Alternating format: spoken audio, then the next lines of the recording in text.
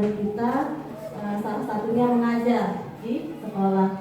Kemudian wassalawat Allahumma sholli ala sayyidina Muhammad wa ala ali sayyidina Muhammad. Semoga tetap tercurahkan kepada Nabi besar kita Muhammad sallallahu alaihi wasallam yang telah menuntun kita dari jalan biadab menuju jalan yang benar. Baik, dalam kesempatan ini saya ucapkan terima kasih dulu sebelumnya karena Bapak Ibu guru sudah berkenan hadir dalam diseminasi budaya positif. Saya memakai diseminasi karena menurut Kamus Besar Bahasa Indonesia, diseminasi itu artinya menyebar luaskan informasi, berbagi informasi, budaya positif, menumbuh kembangkan budaya positif di lingkungan SD Negeri 4 Dumanta. Tujuan pembelajaran, tujuan diseminasi ini yang pertama memahami peran sebagai guru untuk membangun budaya positif dengan menerapkan konsep disiplin positif dalam berinteraksi dengan murid. Pertanyaan pemantik, jawabannya antara setuju dengan tidak setuju. Hukuman dapat mendisiplinkan anak. Apakah hukuman dapat mendisiplinkan anak? Ya. Jawabannya tidak setuju. Tidak setuju. Kemudian yang kedua, memberikan hukuman dengan hal positif seperti membaca atau membersihkan halaman sekolah dapat mendisiplinkan anak? Setuju. Baik. Yang ketiga, memberikan penghargaan dapat meningkatkan motivasi belajar siswa? Mantap. Setuju. Baik, jawaban yang pertama tidak setuju. Setuju. Jawaban setuju. Ya, kalau yang pertama itu jelas misalnya hukuman fisik atau hukuman apa mungkin. Ya, itu maksudnya. Baik, hukuman itu ada dua macam. Bisa berbentuk fisik, bisa berbentuk verbal dengan bahasa. Ya. Spesifikkan lagi. Hukuman dapat mendisiplinkan fisik anak. dapat mendisiplinkan anak, ya jelas tidak setuju. Tidak setuju. Yang kedua, memberikan hukuman dengan hal positif seperti membaca, membersihkan halaman sekolah dapat mendisiplinkan anak. Setuju. Yang ketiga, memberikan penghargaan dapat meningkatkan motivasi belajar siswa. Setuju. Sangat setuju. Sangat setuju. Nanti kita cek ya. Mantap. Oke, disiplin positif dan nilai-nilai pendidikan universal. Ketika mendengar kata disiplin, apa yang terbayang di benak Anda? Apa yang terlintas di pikiran Anda? Bisa minta satu orang untuk menjawab, Bapak Ibu. Apa itu disiplin? Ada yang mau Pak? Tepat waktu. Disiplin waktu, disiplin pakaian, Disiplin itu cepat, taat. cepat, taat, Cepat, taat. cepat, tepat, dan itu disiplin ya. Baik, kita lanjut slide berikutnya. Nah, ini. Kebanyakan orang akan menghubungkan kata disiplin dengan kata tertib. Benar atau tidak? Ketika anak tidak disiplin, tidak menaati kata tertib, berarti anak itu kita judge tidak disiplin.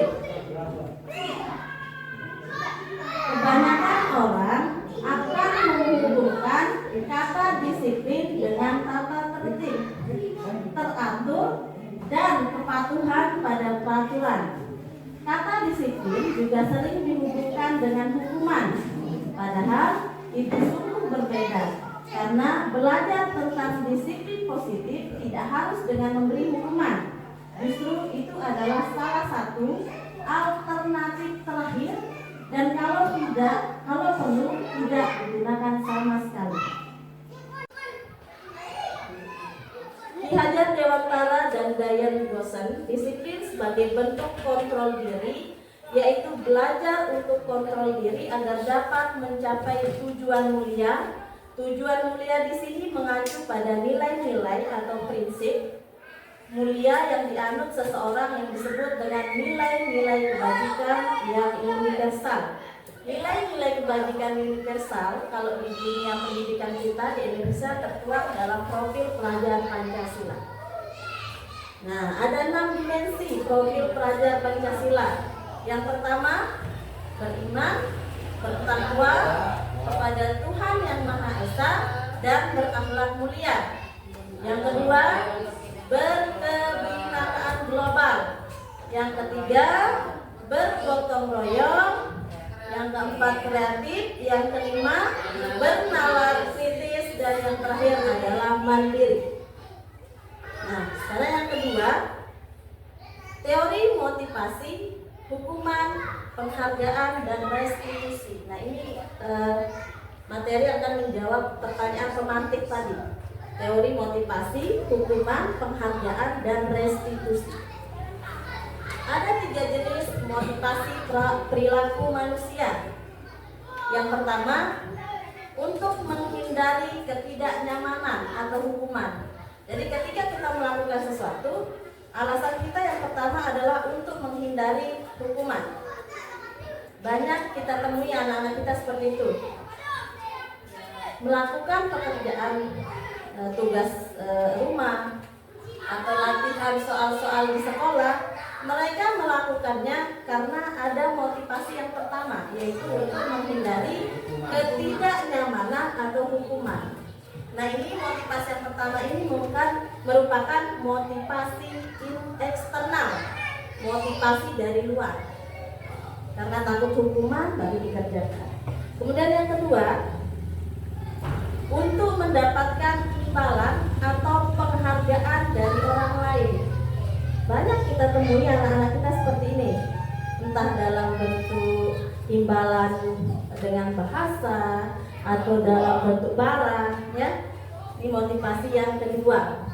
Ini masih juga dalam bentuk motivasi eksternal, motivasi yang berada di luar diri seseorang.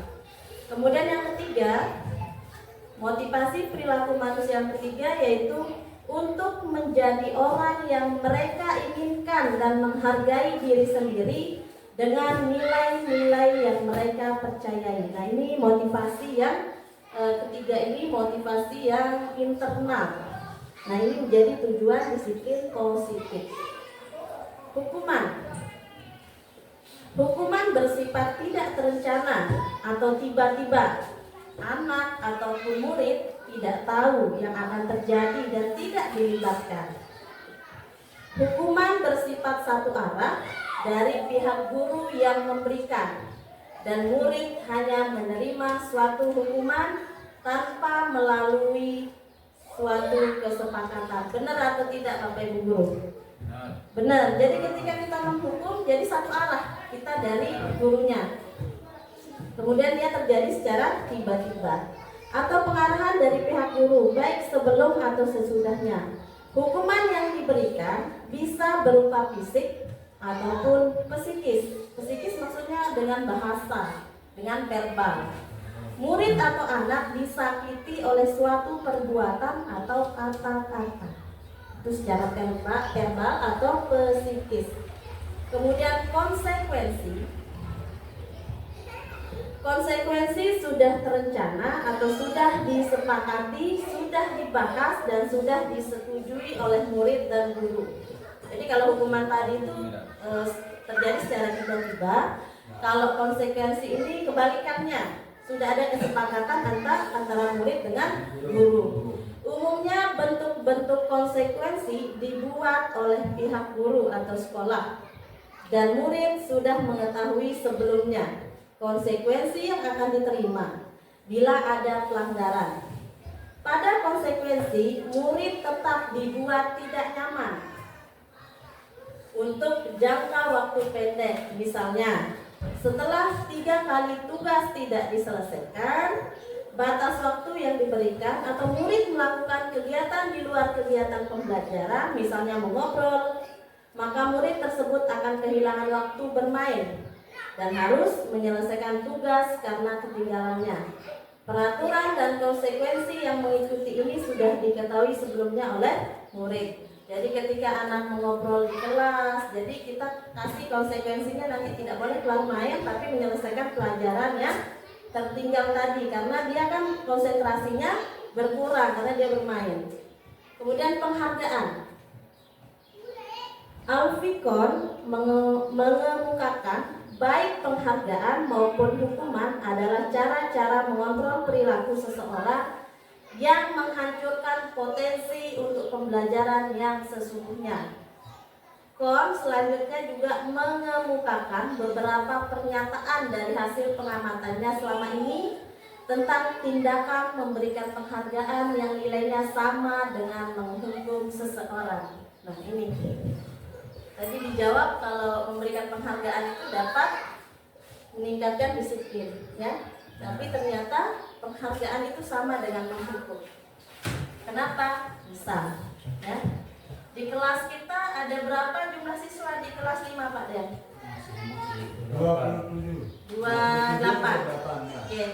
Satu orang kita beri penghargaan, maka 27 orang itu kita beri hukuman. Tidak adil. Makanya hukuman dan memberikan penghargaan itu sama. Selanjutnya dihukum oleh penghargaan lain. Bahwa penghargaan berlaku sama dengan hukuman. Dalam arti meminta atau membujuk seseorang melakukan sesuatu untuk memenuhi suatu tujuan tertentu dari orang yang meminta atau membujuk. Beberapa dampak dari pemberian penghargaan. Yang pertama, pengaruh jangka pendek dan jangka panjang. Kedua, penghargaan itu menghukum. Seperti yang saya katakan tadi, ketika kita berikan penghargaan kepada satu orang, misalnya di kelas 5, 28 orang, kita berikan penghargaan satu orang, maka yang 27 itu kita menghukumnya. Penghargaan mengurangi ketepatan. Penghargaan tidak efektif, kemudian penghargaan merusak hubungan. Misal satu orang kita kasih, nanti yang lainnya akan iri. Begitu, ya. Jadi sebenarnya menghukum dengan memberikan penghargaan itu sama. Baik, bentuk-bentuk program kebajikan. Nah, kalau menghukum dengan memberikan penghargaan itu sama, lalu bagaimana cara kita menghargai anak didik kita? Kan muncul pertanyaan seperti itu. Nah, caranya adalah dapat memberi dukungan secara khusus, secara pribadi kepada semua murid, konsisten dan berproses. Ini contohnya dalam bentuk pengakuan atau apresiasi kebajikan.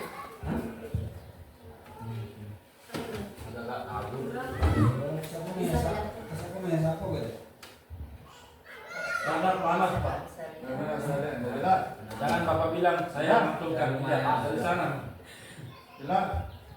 Jelas. Kok mesak aku merasa Iya, sudah saya tutup. Nanti butuh kacamata Pak. Nah, patulan di sini Bapak. Ya, lanjut ya.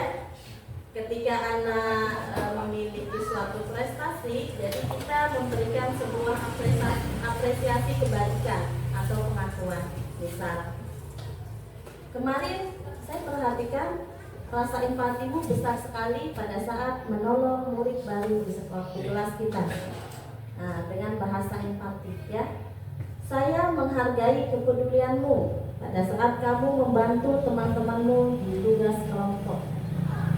Terima kasih untuk rasa tanggung jawabmu pada saat kamu memungut sampah yang berantakan di lantai. Nah, ini salah satu cara kita untuk memberikan apresiasi kepada anak, untuk menghilangkan hukuman maupun penghargaan. Oke, sekarang kita menjawab ini ya.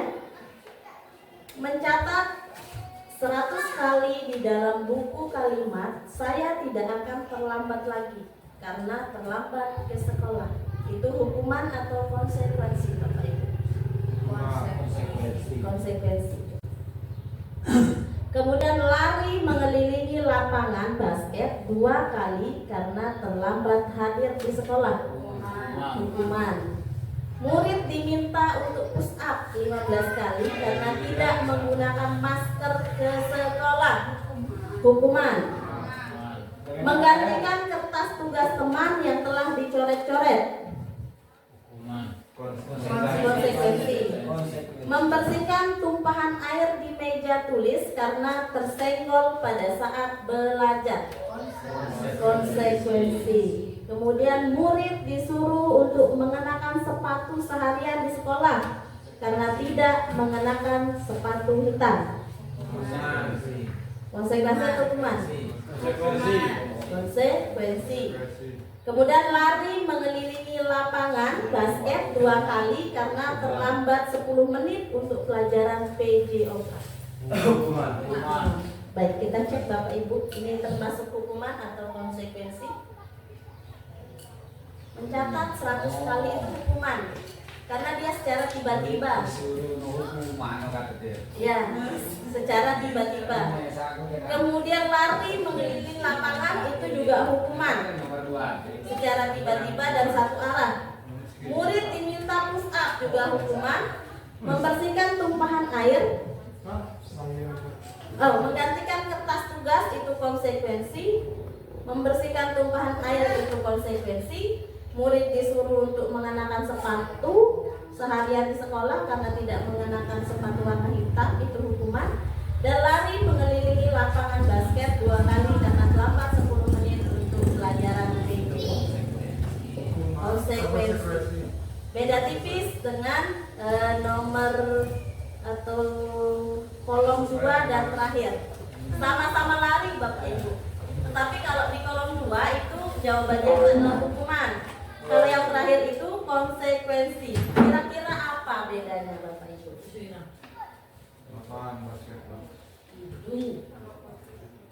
Hukuman.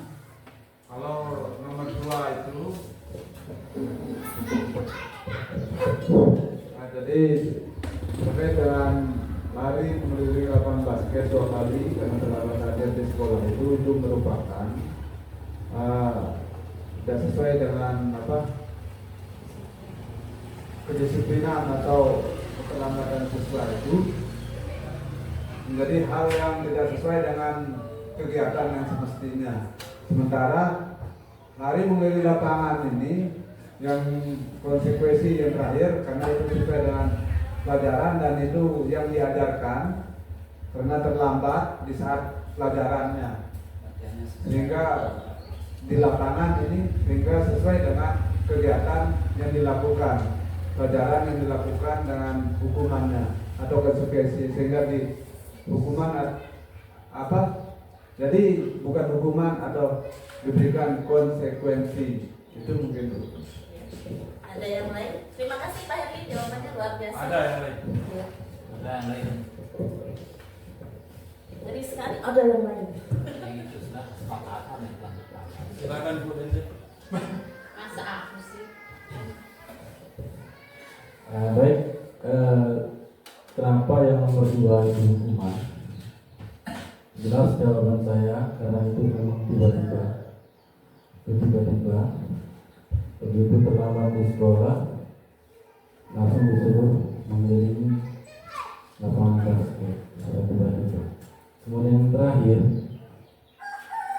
itu tidak secara tiba-tiba karena mungkin saja guru PJOK ada kesepakatan kelas bahwa siapapun yang terlambat 10 menit di jam pelajaran PJOK itu kesepakatan kelas kita apa? Sehingga anak-anak menjawab lari 2 kali di lapangan, maka itu menjadi konsekuensi siswa yang terlambat. Terima kasih.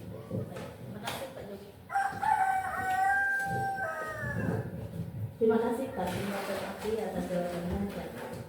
Benar ya, dua-duanya benar. Pak Herli jawabannya juga benar, kemudian Pak Jun juga jawabannya benar. Baik, lari mengelilingi lapangan karena terlambat itu merupakan sebuah hukuman seperti yang dikatakan tadi, dia terjadi secara tiba-tiba. Kemudian lari mengelilingi lapangan basket 2 kali karena terlambat 10 menit untuk pelajaran PJOK itu merupakan konsekuensi.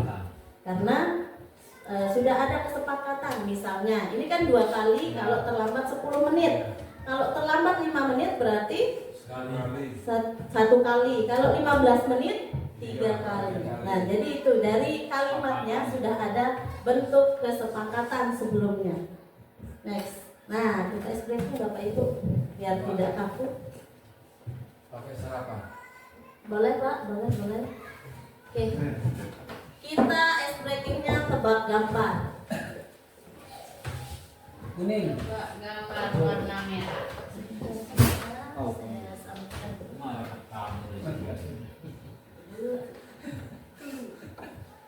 Saya sampaikan.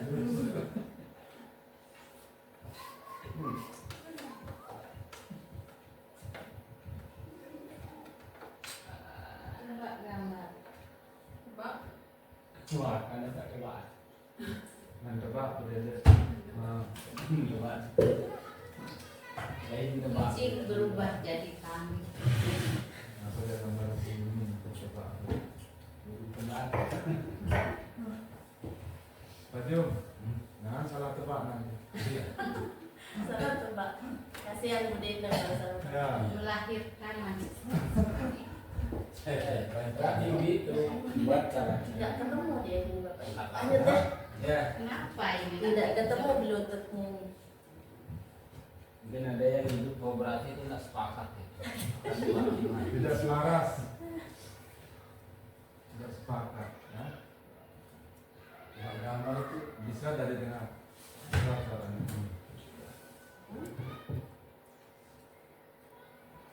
Oke, ini gambar apa Bapak Ibu? Pinguin. Pinguin. Gambar Bu Denda, gambarnya apa Bu Denda? Pinguin. Pak Jun, Pinguin. pinguin terus Pak Raden. Pinguin. Berli, bukan saya pinguin. Tubuh tungguin. Tubuh pinguin. Terus Domba. domba. Rumah pinguin. Ras, Pinguin sakit pinguin. Kita cek. Babare jadi Ting, ting. gitu. Sampun aja dewa. Mana kan kepala? Dewa ngani. Dewa ngani perkara saka. Kalau naik dewa. Ternyata jawabannya adalah No. Apa ini? Pada. Apa ada itu? Oke. Ini gambar apa? Tidak domba nanti itu tapi ada ekornya. Pada. Kerbau. Gajah dulu. Gajah? Kuping Gajah kayaknya. Kuping gajah. Keseluruhan Pak, bukan kupingnya Kita gajah. ketok keceti belilah. Jawabannya Gajah. gajah. Ada yang lain? Kerbau. Gajah. Kerbau. Udah. Kuda. Oke. Terus Gajah maju. Kerbau. Kambing. ada kuda. Berarti ada kerbau. Ada 3 jawaban, opsi jawaban ya. Gajah. Yang pertama itu gajah, yang kedua kerbau, yang ketiga Enak mungkin kerbau. badak. Terus Yang kelihatan Kambing. kambing. Kelihatan ekornya. Ekor. Dia di ekor gajah beneran beli. Ini apa aja? Ketok sendiri gajah. Ketok ini. Kambing. Karuannya aja. Kerbau. Oke. Gajah. Kerbau. Survei nomor 3. Ding ding ding dong. Survei membuktikan. Udah, enggak. Kena-kenaan. Udah lengkap dan mengamati nih. Ya. Apa itu? Kira-kira yang punya sudu, Bebek gajah itu. yang berbentuk sudu ini Mulut. apa? Buburu Punya paru. Punya paru berbentuk Punya paru. sudu. Itu apa? Bebek. Ya. Hah? Paruh yang berbentuk sudu itu bebek. Bebek. Kenapa kok Bebek bebek gajah. kupingnya seperti gajah? Yang benar itu bebek gajah bu guru. Bukan ya. Nah, Jadi sebelumnya ini itu ada clue-nya. bukan pada klunya Pak. Ya. Ini menebak gambar. Nampak gambar. Itu kan belum. Oh, jangan salah kita. Ini kalau menurut saya tetap apa? Jawaban 2 jawabannya ini. Apa bebek gajah? Ya lebih besar kan gajah yang kelihatan. Kalau bebek hanya anunya aja. Tapi ekornya lagi. Nah, Ekornya. cuma yang kita lihat Namanya juga akhirnya. tebak-tebakan Pak. Akhirnya kita lihat, Lanjut. tetap kita kalah. Menasi bu guru. Soal terakhir. Tapi apa kalian siswanya? Nah, Nah, fokus. Pak Her itu.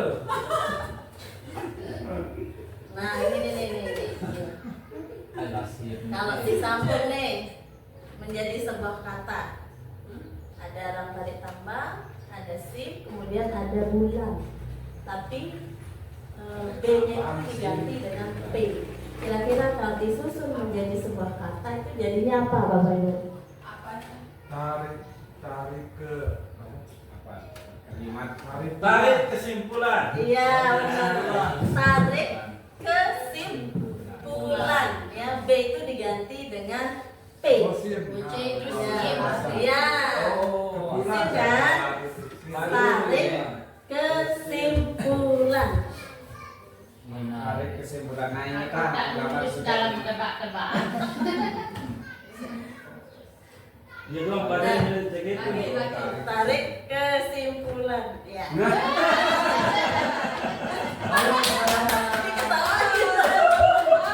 Astaga.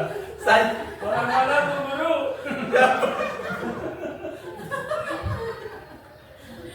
Lanjut ya. Betul ke sekarang katanya. Ampun gini. ini depan. Yang ngolok aja. Ya, yang kalau itu salah jawab. Ada salah. Awak. Ini madrasah. Sudah belum. Oh, paling asik aja. Mana tadi? Itu laptop tadi. Iya, tapi enggak ada. Nanti kan puas anak. Nah, lamarnya lagi Enggak, yang nanti lagi. pop Senang lihat yang ketawa itu Ya. tadi, Pak. itu tidak senang mengolok hak. Oh, betul. Teori. Hukuman.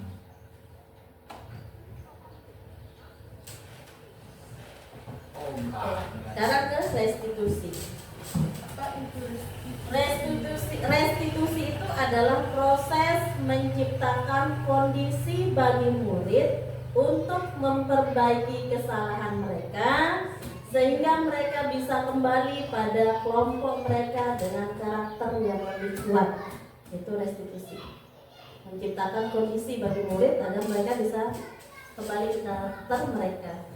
Kemudian yang kedua, restitusi juga merupakan proses kolaboratif yang mengajarkan murid untuk mencari solusi untuk masalah mereka dan membantu murid berpikir tentang orang seperti apa yang mereka ingin menjadi, tujuan mulia dan bagaimana mereka harus memperlakukan orang lain. Jadi tadi hukuman itu dihilangkan, Bapak Ibu, apapun bentuknya, entah dia berbentuk fisik ataupun secara psikis dengan bahasa verbal yang bisa menyakitkan psikis siswa. Penghargaan juga dihilangkan, Bapak Ibu, karena penghargaan itu bisa menghukum. Bagaimana cara menghargai atau mengapresiasi anak-anak kita dengan bahasa-bahasa sederhana seperti mengucapkan terima kasih. Kemudian 5 kebutuhan dasar manusia. Nah, ini kebutuhan dasar manusia. Tidak begitu jelas ya. Yang pertama dikategorikan menjadi 2 bentuk kebutuhan dasar.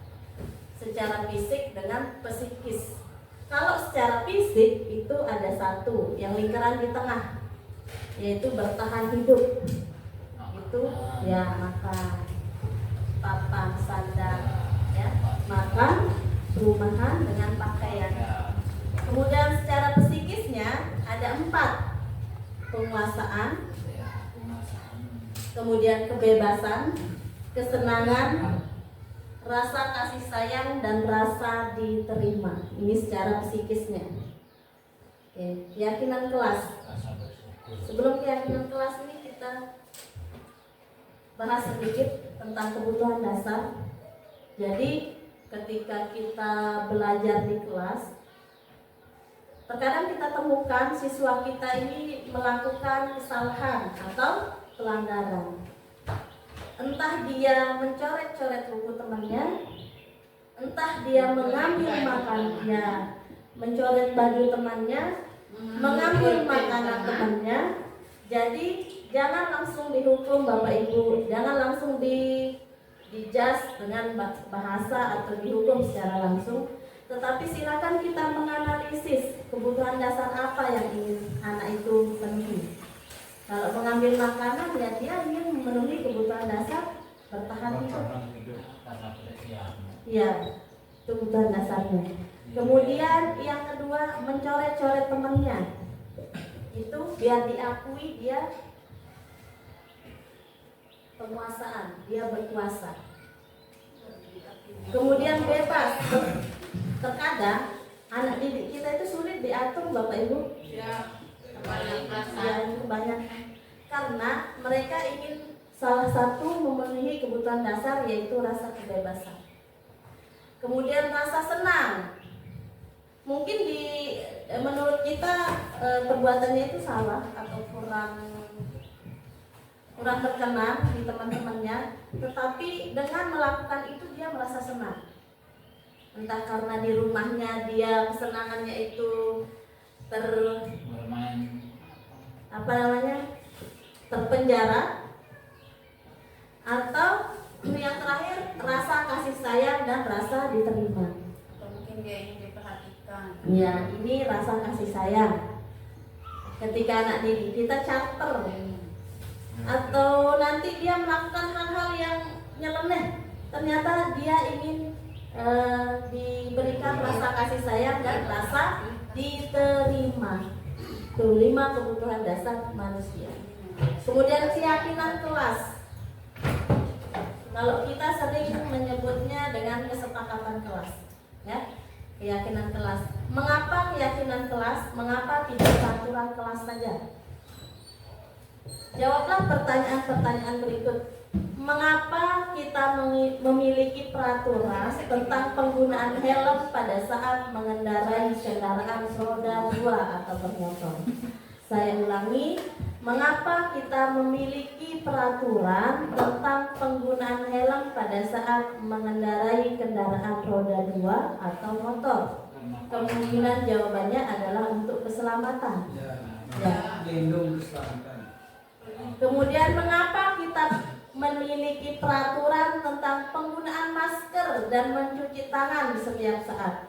Kemungkinan jawaban Anda adalah untuk kesehatan dan untuk keselamatan juga, Bapak Ibu. Nilai-nilai keselamatan atau kesehatan inilah yang disebut dengan keyakinan, yaitu nilai-nilai kebajikan universal yang disepakati secara tersirat dan tersurat, lepas dari latar belakang suku, negara, bahasa maupun agama. Seperti yang sudah disampaikan sebelumnya pada pembelajaran 2.1 ini di Ilmu Rakyat tentang nilai-nilai kebajikan, bahwa menekankan pada keyakinan seseorang akan lebih memotivasi seseorang dari dalam. Jadi ketika seseorang sudah mempunyai keyakinan, berarti dia nanti secara langsung akan memiliki motivasi dari dalam atau motivasi internal. Seseorang akan lebih tergerak dan bersemangat untuk menjalankan keyakinannya daripada hanya sekedar mengikuti serangkaian peraturan tertulis tanpa makna. Murid-murid pun demikian. Mereka perlu mendengarkan dan memahami arti sesungguhnya tentang peraturan-peraturan yang diberikan. Apa nilai-nilai kebajikan di balik peraturan tersebut?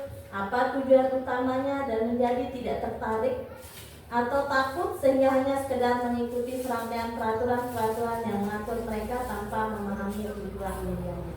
Baik, seperti ini Bapak Ibu. Di sekolah kita punya aturan berpakaian. Hari Senin Selasa menggunakan pakaian seragam merah putih. Nah, itu aturan. Tetapi di balik aturan itu ada nilai kebajikan, yaitu disiplin. Ya, seperti itu. Oke.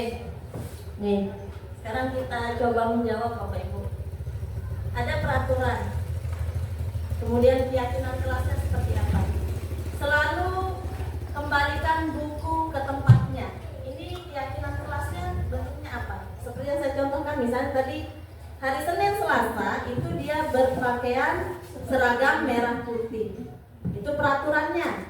Menggunakan seragam merah putih pada hari Senin dan Selasa. Keyakinan kelasnya disiplin.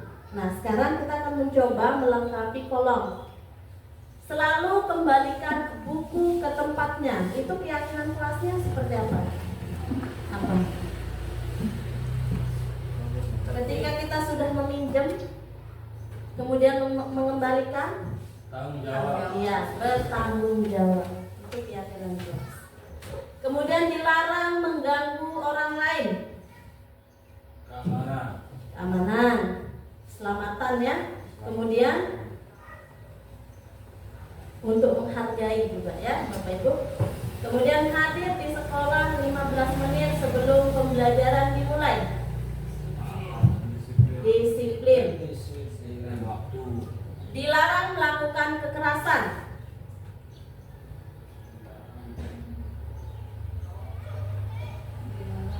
Dilarang melakukan kekerasan.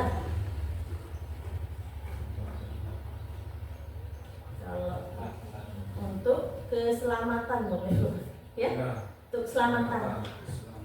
Kemudian dilarang menggunakan narkoba. Keselamatan. Bergantian atau menunggu giliran. Sportif. Terus disiplin. Kemudian gunakan masker. Gunakan untuk kesehatan dan untuk keselamatan. Kemudian jangan berlari di kelas atau koridor. Keselamatan, takutnya nanti terpeleset dan sebagainya. Oke, ini jawabannya ya. Yang pertama itu rasa tanggung jawab. Selalu kembalikan buku ke tempatnya. Itu keyakinan kelasnya, tanggung jawab. Dilarang mengganggu orang lain, menghormati orang lain. Hadir di sekolah 15 menit sebelum pembelajaran dimulai. Itu menghormati orang lain dan berkomitmen. Dilarang melakukan kekerasan untuk keselamatan, menghormati orang lain. Dilarang menggunakan narkoba untuk kesehatan, kemudian bergantian atau menunggu giliran untuk menghormati orang lain, ya. Karena kalau kita terlambat datang, otomatis kita juga dapat giliran belakangan. Kalau kita nyalip, berarti kita tidak menghargai, menghormati orang sebelum kita yang datang lebih awal. Kemudian keyakinannya itu bersabar. Ya, kalau terlambat datang, nunggu dapat antrian ke 100 ya sabar, karena memang itu konsekuensi dari terlambat misalnya. Kemudian gunakan masker, kesehatan dan keselamatan. Jangan berlari di kelas atau koridor, itu untuk keselamatan dan keamanan. Baik.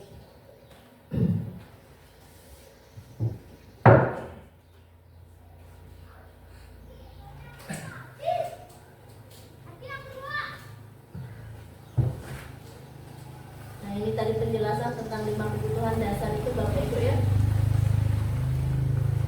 Kebutuhan bertahan hidup, survival adalah kebutuhan yang bersifat fisiologis untuk bertahan hidup, misalnya kesehatan, rumah, dan makanan. Kebutuhan biologis sebagai bagian dari proses reproduksi termasuk kebutuhan untuk tetap bertahan hidup. Komponen psikologis pada kebutuhan ini meliputi kebutuhan akan perasaan aman. Dalam kasus Doni di atas, apabila jawaban Doni ketika ditanya oleh Bu Guru Ambar adalah karena ia lapar, jadi Doni ini mengambil makanan temannya. Ibu, kasusnya itu si Doni mengambil makanan temannya. Nah, ketika ditanya karena dia lapar, maka dia ingin memenuhi kebutuhan dasar berupa bertahan hidup. Kemudian kasih sayang dan rasa diterima, kebutuhan untuk diterima. Kebutuhan ini dan 3 kebutuhan berikutnya adalah kebutuhan psikologis. Kebutuhan untuk disayangi dan diterima meliputi kebutuhan akan hubungan dan koneksi sosial. Kebutuhan untuk memberi dan menerima kasih sayang dan kebutuhan untuk merasa menjadi bagian dari suatu kelompok. Kebutuhan kebutuhan ini juga meliputi keinginan untuk tetap terhubung dengan orang lain, seperti teman, keluarga, pasangan hidup, teman kerja, dan kelompok dimanapun berada. Kebutuhan akan rasa ingin diterima, berkaitan dengan kebutuhan sosial nih.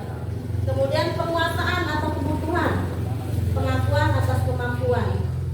Kebutuhan ini berhubungan dengan kekuatan untuk mencapai sesuatu, menjadi kompeten, menjadi terampil, diakui atas prestasi dan keterampilan kita, didengarkan dan memiliki rasa harga diri. Kebutuhan ini meliputi keinginan untuk dianggap berharga, bisa membuat perbedaan, bisa membuat pencapaian, kompeten, diakui, dihormati. Ini memiliki self esteem dan keinginan untuk meninggalkan pengaruh. Kemudian kebebasan. Kebutuhan untuk bebas adalah kebutuhan akan kemandirian, otonomi, memiliki pilihan dan mampu mengendalikan arah hidup seseorang. Anak-anak dengan kebutuhan kebebasan yang tinggi menginginkan pilihan mereka yang perlu banyak bergerak, suka mencoba-coba, tidak terlalu berpengaruh orang lain, dan senang mencoba hal baru dan menarik, bebas, suka mencoba-coba, ya. Kesenangan. Kebutuhan akan kesenangan adalah kebutuhan untuk mencari kesenangan, bermain dan tertawa. Bayangkan hidup tanpa kenikmatan apapun, betapa menyedihkan. Glaser menghubungkan kebutuhan akan kesenangan dengan belajar. Semua hewan dengan tingkat intelijensi tinggi, baik itu anjing, lumba-lumba, primata, dan lain-lain, bermain. Saat mereka bermain, mereka mempelajari keterampilan hidup yang penting. Manusia juga tidak berbeda, ya. Jadi secara tidak langsung ketika kita bermain, kita ingin memenuhi kebutuhan berupa kesenangan. Yang kelima, posisi kontrol. Nah, ini posisi kontrol. Ada 5 jenis posisi kontrol, Bapak Ibu. Sebagai guru yang sering terjadi, yang pertama itu sebagai penghukum. Yang kedua, pembuat orang merasa bersalah. Yang ketiga, teman. Yang keempat, pemantau. Dan yang kelima itu manajer. Jadi ini 5 posisi kontrol yang ada pada diri kita, Bapak Ibu. Sekali lagi, 5 posisi kontrol yang ada pada diri kita. 2 darinya, ada 5. 2 dari 5 posisi kontrol ini, yaitu penghukum dan pembuat orang merasa bersalah, merupakan identitas gagal. Jadi kedua ini identitas gagal. Jika anak-anak kita melakukan pelanggaran, maka jangan sekali-kali menghukum maupun berkata-kata sehingga anak kita ini merasa bersalah, karena ini merupakan identitas gagal. Kemudian 3 dari 5 posisi kontrol itu, sebagai teman, sebagai pemantau, sebagai manajer, itu berada pada identitas berhasil atau sukses. Tetapi yang dianjurkan di sini kita sebagai manajer. Ada kalanya kita sebagai teman, ada kalanya kita sebagai pemantau. Tetapi kalau sebagai teman, maka ketika anak murid kita, peserta didik kita itu melakukan sesuatu, berarti dia melakukannya atas nama ibu ini, ibu A atau ibu B. Jadi atas dasar seseorang. Kemudian pemantau. Jadi kita ketika anak didik kita melakukan pelanggaran, berarti kita berikan konsekuensi berdasarkan peraturan yang sudah ada, itu sebagai pemantau. Tidak jelas ya? Oke.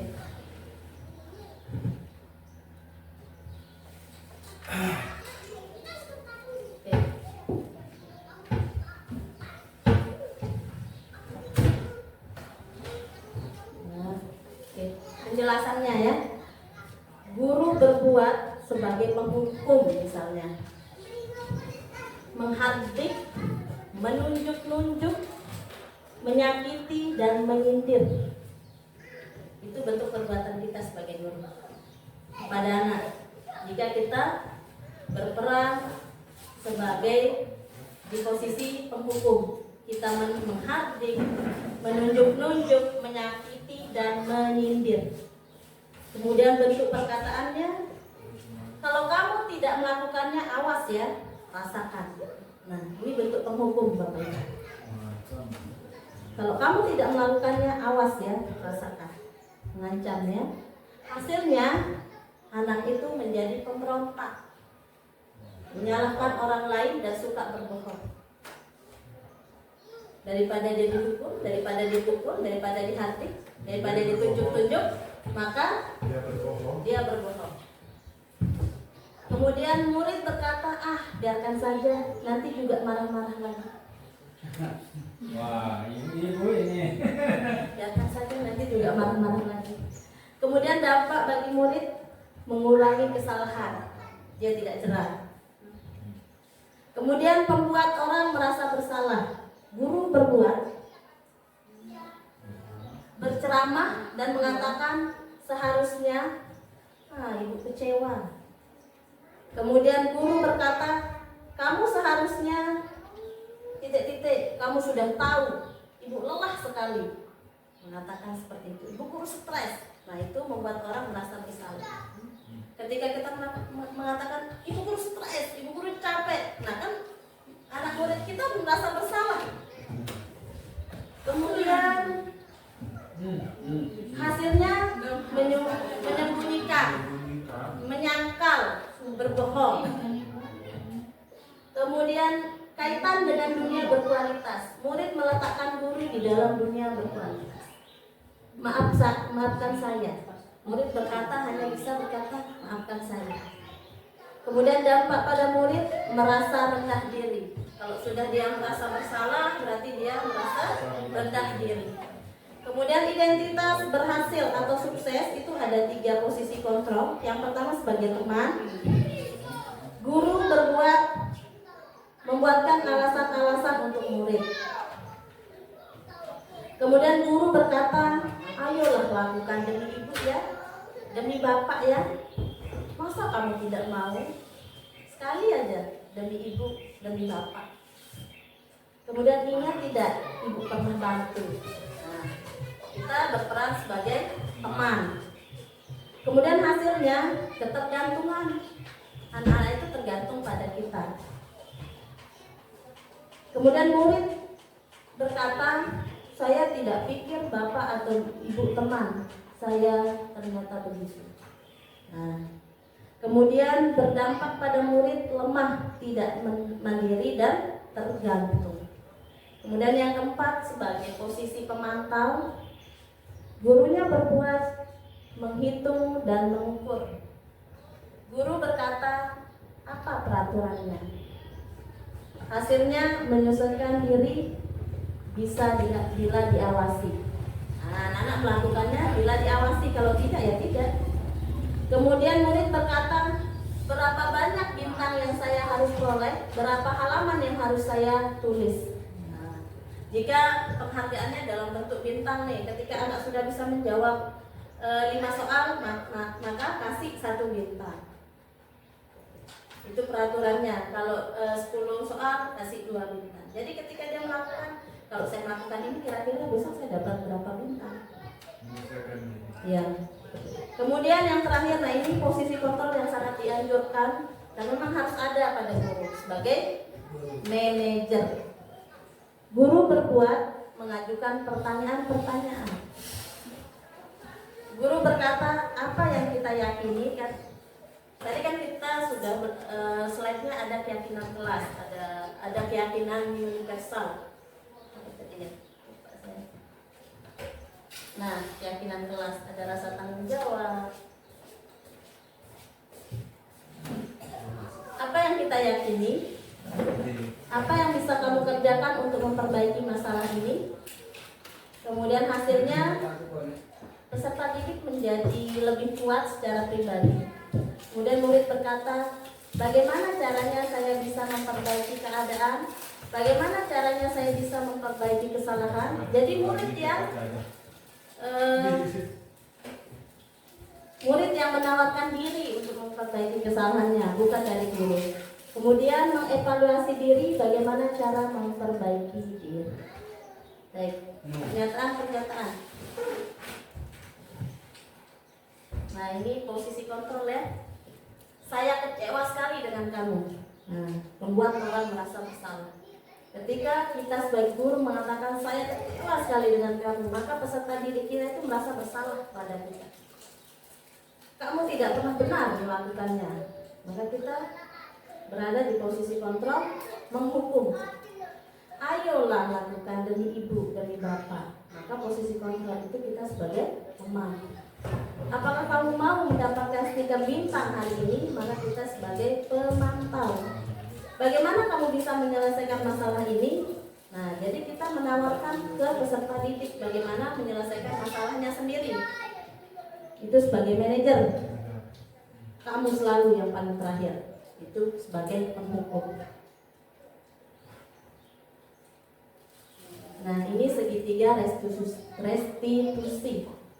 Ketika anak didik kita tadi itu melakukan kesalahan, maka kita diharapkan berada pada posisi kontrol yang kelima, yaitu sebagai manajer.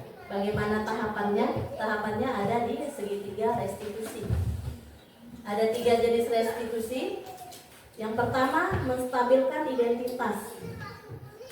Misalnya kita panggil anak didik kita nih.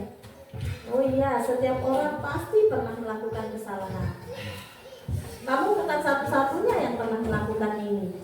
Jadi jati diri anak itu sukses. Artinya ketika dia melakukan kesalahan, dia tidak merasa terpojokkan.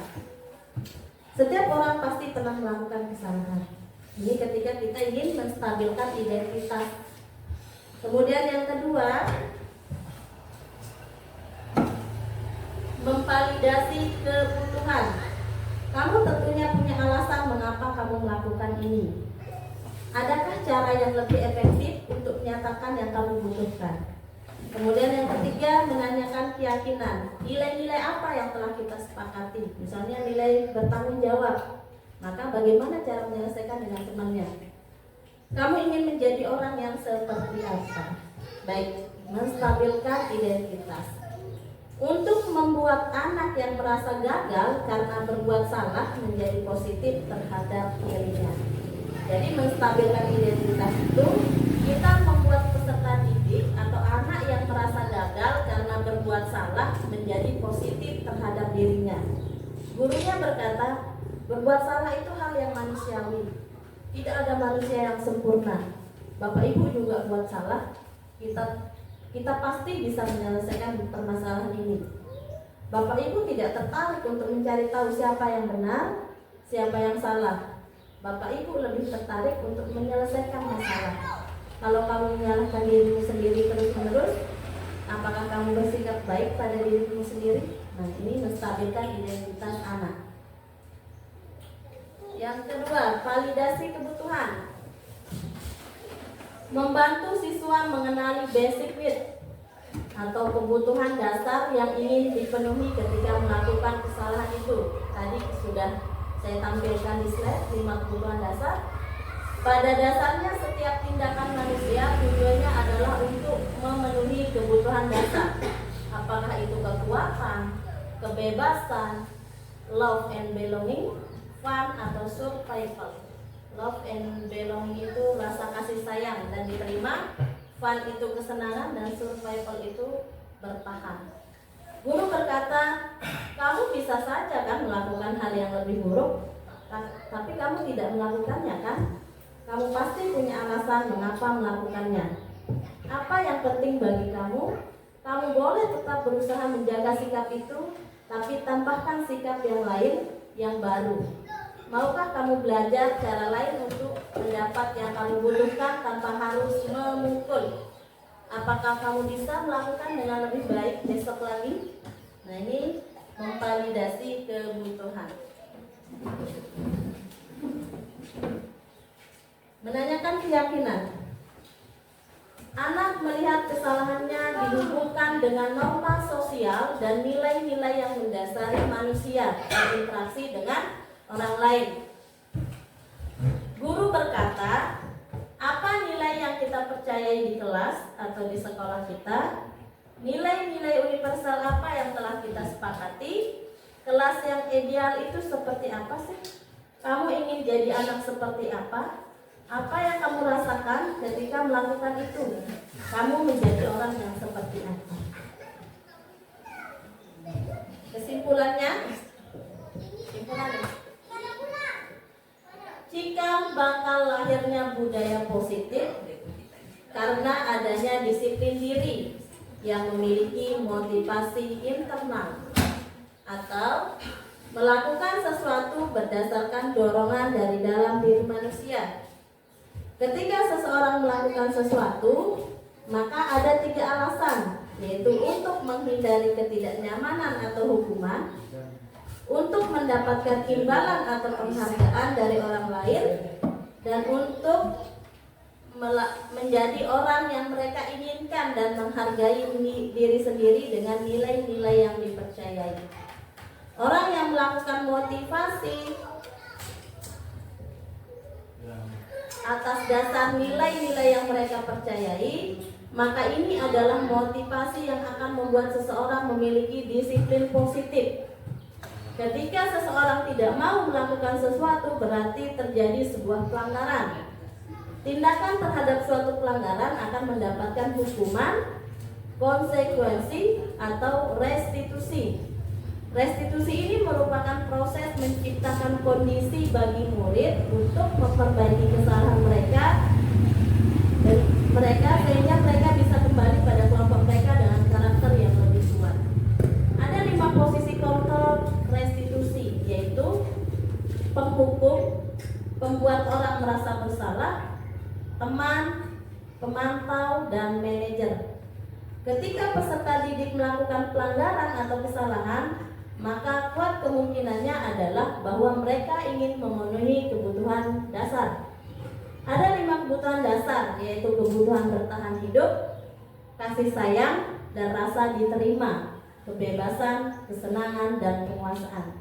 Jadi, ketika peserta didik melakukan pelanggaran atau kesalahan, maka seorang guru diharapkan memiliki posisi kontrol sebagai manajer dalam menerapkan segitiga restitusi, yaitu menstabilkan identitas, validasi tindakan yang salah, dan menanyakan keyakinan. Oke, terima kasih. Ada mungkin pertanyaan atau yang perlu Oke, terima kasih. Ada mungkin pertanyaan atau yang perlu didiskusikan?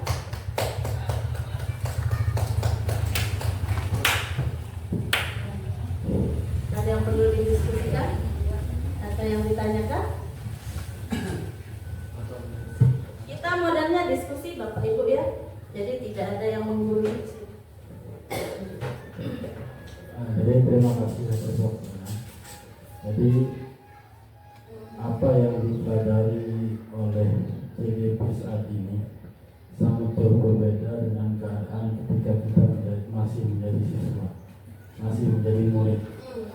Pada waktu itu justru hukuman lebih membuat kita menjadi seperti ini dibandingkan dengan tidak melakukan hukuman atau hadiah.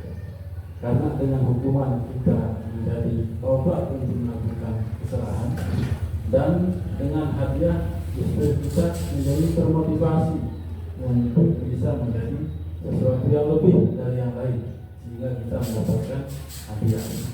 Nah, tetapi kemudian ketika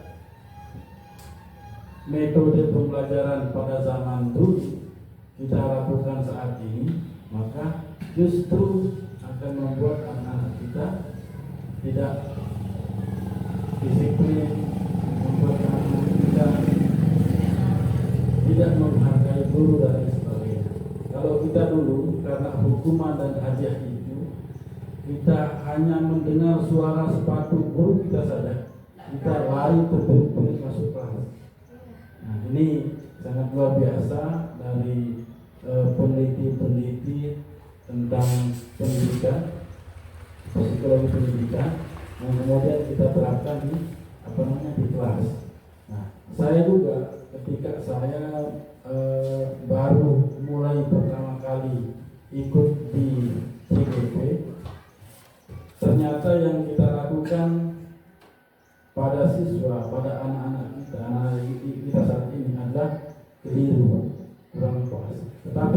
kemudian saya menanyakan, dan sampai saat ini saya belum menemukan apakah ini bisa berlaku di semua umur, semua tempat atau lingkungan, sehingga bisa dikatakan lingkungan tidak mengganggu dari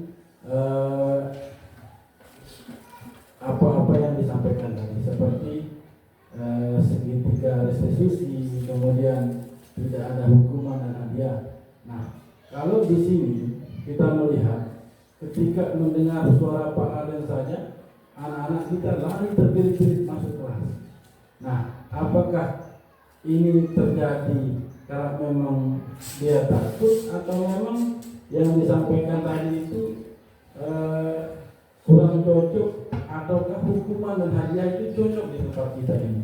Ini juga perlu kita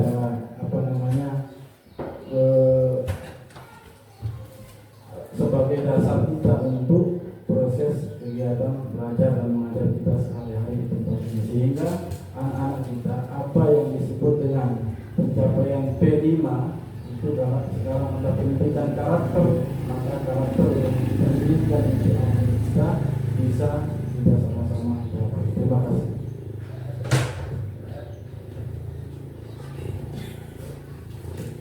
Ada yang bisa bantu menanggapi? Nah, dia coba.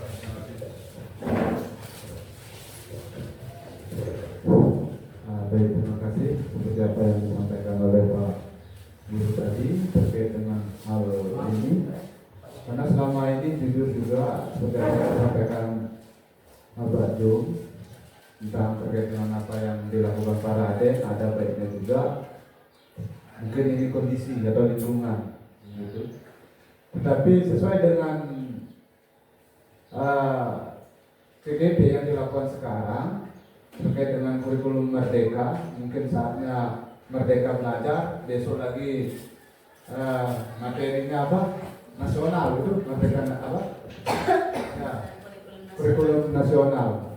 Mungkin seperti itu Pak Jum, sehingga kita yang awalnya kurang positif menjadi positif kegiatannya sekarang, sehingga ahli-ahli atau peneliti mengubah kembali sistem ini, karena saya lihat pendidikan di Jepang itu betapa anak-anak itu karena tingkat kedisiplinannya sampai tidur diatur, belajar pun diatur, makan pun diatur, itu seharian full itu belajarnya di sekolah, maksud saya gitu. Nah, mungkin ini kedepannya harapan pendidikan kita ke depan, sehingga mencoba peneliti itu mengubah sistem pendidikan selanjutnya. Mungkin 5-6 tahun ke depan mungkin ada baiknya hal-hal yang diperbaiki seperti ini, yang kemungkinan lingkungan kita seperti apa yang dijelaskan sama Pak Jum tadi terkait dengan Pak Raden melakukan hal-hal tadi itu mungkin bisa berubah ketika 5-6 tahun ke depan, mungkin seperti itu. Nah. Positif. Saya tambahkan sedikit tanggapan ya, jadi Pak Raden tadi Pak Jumlatul Abdi mengatakan kalau zaman dahulu, ya di zaman saya juga Pak Jum, jadi ketika kita diberikan hukuman ataupun kita diberikan penghargaan, itu akan meningkatkan motivasi. Itu zaman dulu. Ya, tetapi kalau sekarang berbeda Bapak, generasi kita beda. Kalau dulu kita ngaji, guru ngaji bawa pemecut aja baru biasa kita patuhnya. Kalau sekarang anak-anak dibawa pemecut itu udah ngaruh Bapak Ibu. Ya, jadi Ki Hajar Dewantara itu kalau sistem pendidikan kita sesuaikan dengan kodrat alam, dengan kodrat zaman. Kalau kodrat alam, kalau menurut Ki Hajar Dewantara, jadi kalau yang kita pahami dulu itu anak itu terlahir bagaikan tabula rasa, bagaikan kertas putih. Tetapi menurut Ki Hajar Dewantara, manusia itu sudah terlahir dengan ada coretan-coretannya. Ya. Jika kita guru, tugas kita menebalkan coretan-coretan itu. Itu Ki Hajar Dewantara. Dan kita menganut sistem pendidikan Ki Hajar Dewantara kalau sekarang. Kodrat alam kita sudah terlahir, sudah ada potensi yang ada pada diri kita. Nah, tinggal guru yang mengembangkan potensi itu. Kemudian kodrat zaman. Kita berada di zaman yang serba wow, teknologi. Mungkin kita belum mengenal berbagai macam game, tapi peserta didik kita sudah luar biasa. Tuh, kita pendidikan kita ini harus memperhatikan kodrat alam dengan kodrat zaman. Iya, kalau zaman kita Pak Ju masih berbeda dengan yang disesuaikan dengan kodrat zaman. Kemudian yang tadi, yang kedua apa tadi Pak Ju?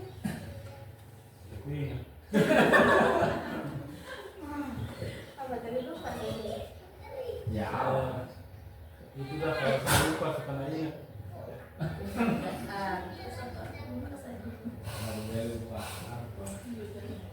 Iya bro. Ya, yang terakhir itu.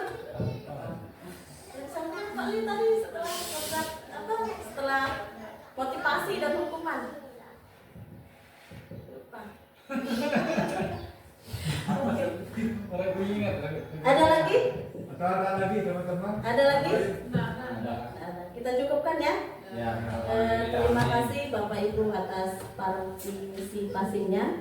Saya hanya bisa mengapresiasi dalam bentuk terima kasih Bapak Ibu. Ya kan, cuma aja nggak boleh. Iya, tidak boleh. Jadi saya hanya mengucapkan terima kasih. Kemudian mohon maaf jika ada kekurangan. Yang lebihnya datangnya dari Allah dan kekurangan itu atas dasar saya pribadi. Tidak ada sistem menggurui, tapi ini kita berbagi informasi. Sekian, wassalamualaikum warahmatullahi wabarakatuh. Waalaikumsalam.